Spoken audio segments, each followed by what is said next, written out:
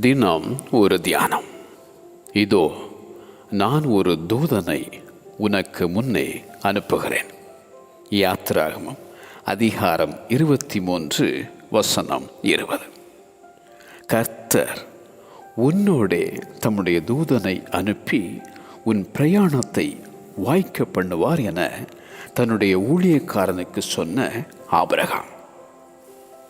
என் தூதனானவர் உனக்கு முன் செல்லுவார் என மோசேக்கு உரைத்த அந்த உன்னத தேவன் சோர்ந்து போய் சாக வேண்டும் என புலம்பின எலியாவை தட்டி எழுப்பின கர்த்தருடைய தூதன் உன் வழிகளிலெல்லாம் உன்னை காக்கும்படி உனக்காக தம்முடைய தூதர்களுக்கு கட்டளையிடுவார்.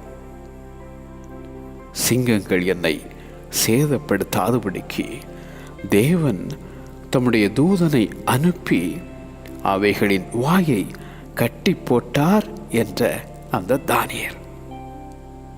கர்த்தருடைய தூதன் அவருக்கு பயந்தவர்களை சூழ பாளையம் இறங்கி அவர்களை விடுவிக்கிறார்.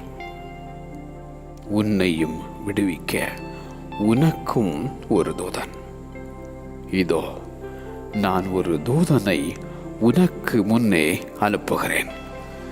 இதோ நான் ஒரு தூதனை உனக்கு முன்னே அனுப்புகிறேன். ஆமென்.